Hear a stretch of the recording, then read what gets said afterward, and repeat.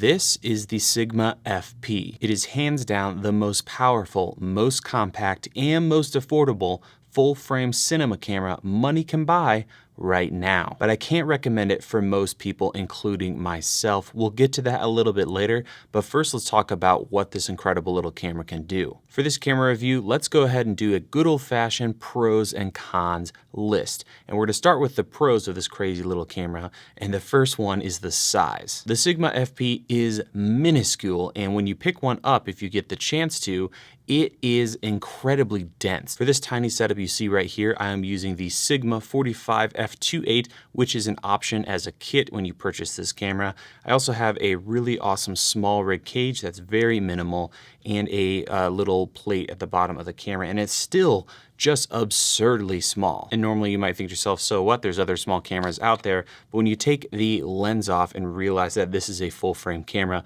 it's just hard to wrap your mind around. And because of this small size, you can build this thing up into a giant cinema rig, or strip it down and use it as a crash cam, a helmet cam, inside small spaces. It's very flexible for a full frame camera. Speaking of full frame, it is a full 35mm sensor on this guy with pretty good specs. I found the low light capabilities were very similar to my Panasonic S1 and A7 III from Sony. But the real mind-boggling specs on this is going to be the recording features. You can record up to 12-bit RAW on this camera, but it also has 10-bit as well as 8-bit options. And when recording RAW, you can go up to UHD 4K at 30 frames per second, or HD up to 120 frames per second. Do keep in mind, this is not compressed RAW, so the data rate compared to other options like ProRes RAW from Apple, Blackmagic RAW from, of course, Blackmagic, is ridiculous on this. So it is going to absolutely destroy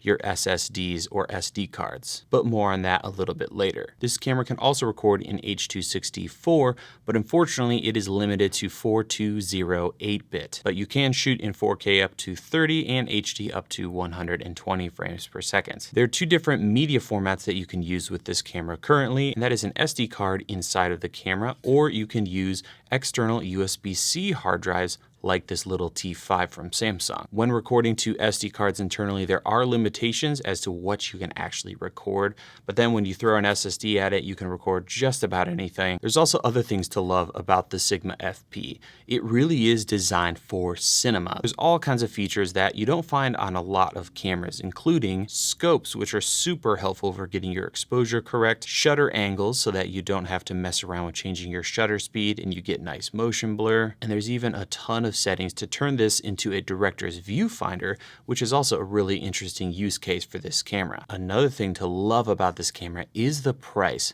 Body only, you're looking at $1,800, and with this incredible small 45mm f2.8, you're looking at $2,000 roughly, which I think is an absolute steal for the quality of this camera. And it shoots RAW, so just think about that for a second. A 12-bit full-frame RAW camera for under $2,000, that's just absurd. And the last pro I want to talk about with the Sigma FP is the battery life. Traditionally, small cameras have awful batteries and the life isn't great, especially if they're full frame and they shoot 12-bit RAW.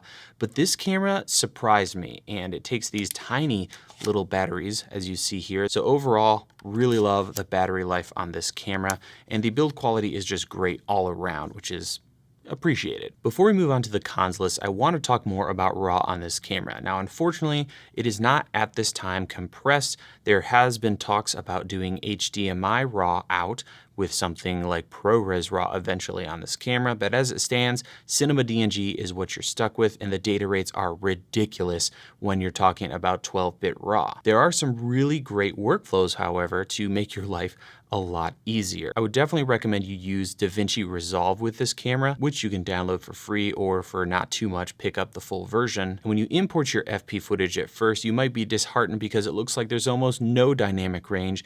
There is a ton of contrast, and it's it's really difficult to work with your footage. However, in DaVinci Resolve, if you go to the raw palette and change the color space to the black magic color space, you can really start to work with this footage, and there's a massive difference in dynamic range. Using DaVinci Resolve, I brought in a bunch of footage I shot while I was in Iceland on this camera, and even ridiculously high dynamic scenes like this one, you're actually able to recover a lot of information, and that little highlight checkbox in Resolve is almost worth the price of entry because that thing does wonders on this camera. So I found working with these files in DaVinci Resolve, there was almost nothing you couldn't do. It is a really, really powerful camera, and with that software, I mean, it's a match made in heaven. Another tip if you're going to be using this camera is that while the data rate is massive, a great workflow to save your hard drives is to capture everything at 12-bit RAW. So you're going to have to spend some money on SSDs, but then you can connect your hard drive to your computer, open the files right off of the hard drive in DaVinci Resolve, go in, change whatever RAW settings you need to, including the color space and maybe some of your exposure. Then you can export that as ProRes or whatever you need to edit, and those files will be much smaller than the RAW files. So you could then get rid of your RAW files altogether. That would give you the flexibility of an amazing RAW camera, but without those huge files, because you can export nice tidy ProRes files or something else. So those are the pros of this camera. Now let's start getting to the cons list, which unfortunately is fairly long. Let's start with the small stuff and we'll work up to the most heinous when it comes to the problems I have with this camera. I can't believe I'm about to say this, but this camera's menu system is worse than even Sony. Navigating settings is really frustrating on this camera. Even basic things like changing your white balance and exposure settings quickly can be kind of cumbersome. And when you're in the menu system, you actually have to go through all the different settings before you move on to the next tab. The autofocus is also contrast based on this camera, which is really not very good. So pretty much you're looking at manual focus only, which if you're coming from Panasonic isn't the end of the world, but if you're used to Canon or Sony, this is going to be painful. While I enjoy and love the idea of a tiny camera, ergonomics can be really tricky because it's so small. So just to give you an idea of what I ended up with, and I found worked really well on this camera, is just adding a top handle like this one from SmallRig, the SmallRig cage, and then off of the top handle, I have a little SSD mount, and I found this to be the best setup. You do definitely want a monitor because the one on the camera is fixed, and this setup worked great for me while I was running around in Iceland, but it can be tricky to rig this guy out without it getting a little too compact and there's just tons of stuff around your camera. A big problem for me on this camera is there is no log profile. RAW is really no problem because you can change those settings in Resolve, but if you're not going to be shooting RAW, you're stuck with super high contrast video and it's going to bake that poor dynamic range into your shot, and you really can't fix that. And that brings us to the biggest problem I have with the FP, and that is if you're not shooting RAW on this camera, everything that comes out of it is kind of poo. Because there's no log profile and you can only record in 4208-bit, it's just not a good situation on this camera. If that's what you're going to be filming, you're way better off going with offerings from Panasonic, Canon, even Sony. And that leaves you with RAW, which isn't compressed on this camera, so